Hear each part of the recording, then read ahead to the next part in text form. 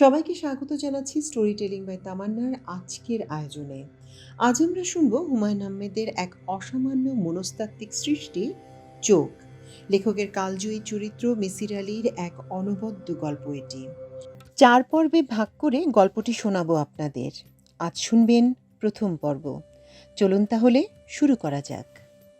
ভোর 6টায় কেউ calling bell টিপতে থাকলে মেজাজ বিগড়ে যাওয়ার কথা। মিসির আলীর মেজাজ তেমন বিগড়াল না।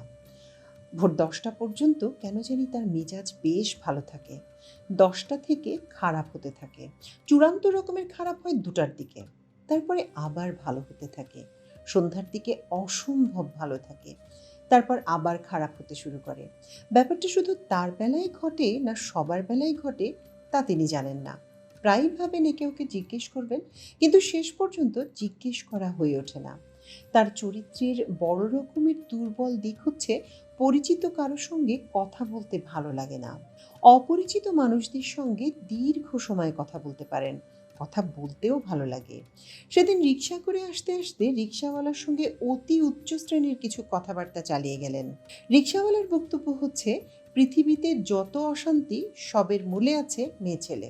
মিসির আলী বললেন, এরকম মনে হওয়ার কারণ কি?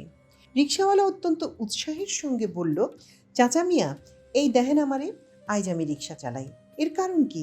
এর কারণ বিবি হাওয়া। বিবি হাওয়া যদি কুবুদ্ধি দিয়া বাবা আদমরে গন্ধম ফল না খাওয়াইতো, তাহলে আইজ আমি থাকতাম বেহেশতে। বেহেশতে তো আর রিক্সা চালানির কোনো বিষয় নেই। কি কন চাচা মিয়া? গন্ধম ফল খাওয়াইনির কারণেই আইজ আমি দুনিয়ায় আইসা পড়লাম। মিসির আলী রিক্সাওয়ালার কথাবার্তায় চমৎকৃত হলেন।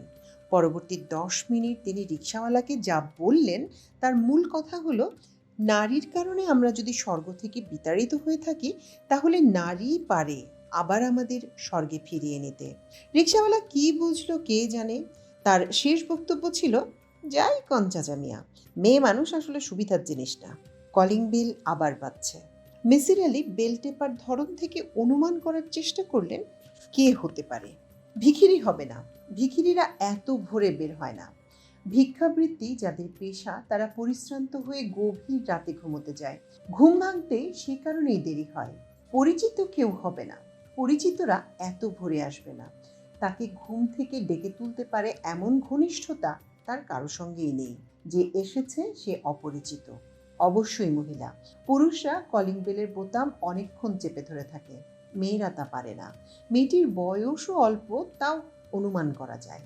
অল্প বয়স্ক মেয়েদের মধ্যে এক ধরনের ছটফটে ভাব থাকে। তারা অল্প সময়ের মধ্যে বেশ কয়েকবার বেল টিপবে, নিজেদের অস্থিরতা ছড়িয়ে দেবে কলিং বেলে। মিসির আলী পাঞ্জাবি গায়ে দিয়ে দরজা খুললেন। বিস্মিত হয়ে দেখলেন তার অনুমান সম্পূর্ণ ভুল প্রমাণ করে মাঝবয়সী এক ভদ্রলোক দাঁড়িয়ে আছেন। বেটেখাটো একজন মানুষ, গায়ে সাফারি, চোখে সানগ্লাস। এত ভোরে কেউ সানগ্লাস পরে না। এই লোকটি কেন পড়েছে কে জানে। আসসালামু আলাইকুম। ওয়ালাইকুম আসসালাম। আপনার নাম কি মিসির আলী? জি। আমি কি আপনার সঙ্গে খানিকক্ষণ কথা বলতে পারি? মিসির আলী কি বলবেন মনস্থির করতে পারলেন না। লোকটিকে তিনি পছন্দ করছেন না, তবে তার মধ্যে এক ধরনের আত্মবিশ্বাস লক্ষ্য করছেন, যা তার ভালো লেগেছে। আত্মবিশ্বাসের ব্যাপারটা আজকাল আর দেখাই যায় না। লোকটি শান্ত গলায় বলল, আমি আপনার কিছুটা সময় নষ্ট করব ঠিকই, তবে তার জন্য আমি পে করব। পে করবেন? জি, প্রতি ঘন্টায় আমি আপনাকে 1000 করে টাকা দেব। আশা করি আপনি আপত্তি করবেন না। আমি কি ভেতরে আসতে পারি? আসুন। লোকটি ভেতরে ঢুকতে ঢুকতে বলল, মনে হচ্ছে আপনার এখনো হাত মুখ ধোয়া হয়নি। আপনি হাত মুখ ধুয়ে আসুন, আমি অপেক্ষা করছি।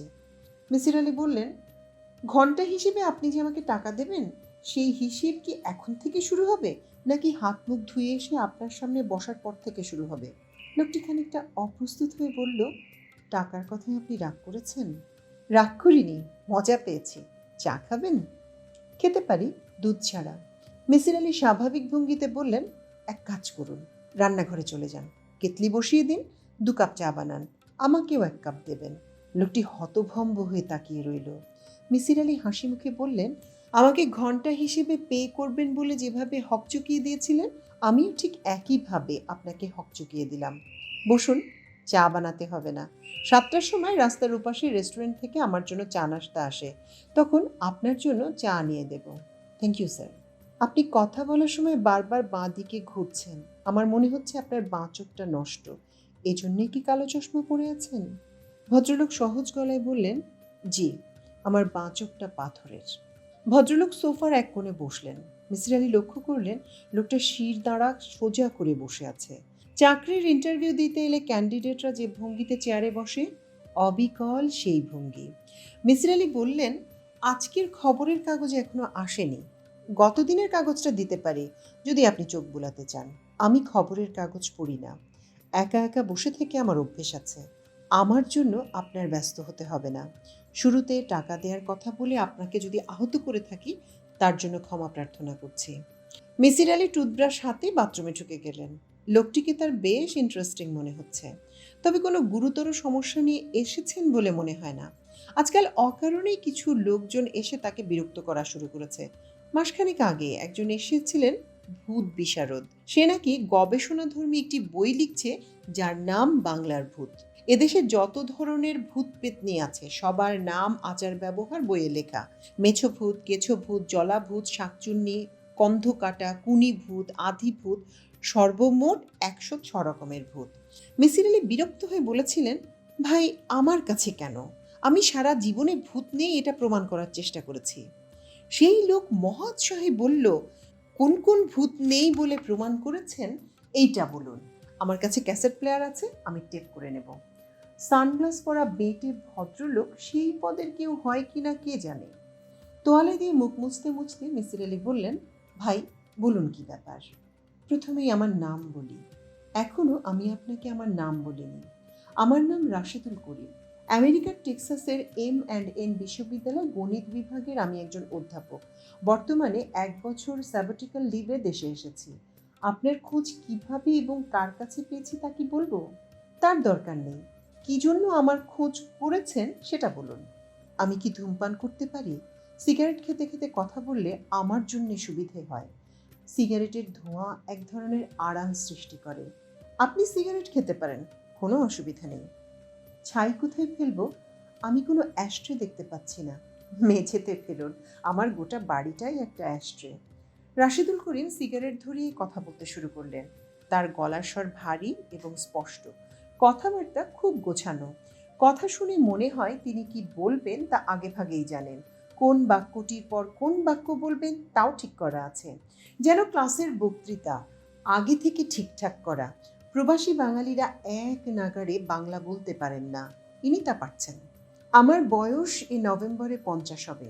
সম্ভবত আমাকে দেখে বুঝতে পারছেন না। আমার মাথার সব চুল সাদা। কলপ ব্যবহার করছি গত ৪ বছর থেকে। আমার স্বাস্থ্য ভালো, নিয়মিত ব্যায়াম করি। মুখের চামড়ায় এখনো ভাঁজ পড়েনি। বয়সজনিত কোনো অসুখ বিসুখও আমার নেই। আমার ধারণা শারীরিক এবং মানসিক দিক থেকে আমার কর্মক্ষমতা এখনো একজন ৩৫ বছরের যুবকের মতোই। এই কথাটা বলার উদ্দেশ্য হচ্ছে, আমি বিয়ে করতে যাচ্ছি। আজ আমার গায়ে হলুদ। মেয়ে পক্ষীয়রা সকাল ৯টায় আসবে। আমি ঠিক ৮টায় এখান থেকে যাব। ৮টা পর্যন্ত সময় কি আমাকে দেবেন? দেব। ভালো কথা।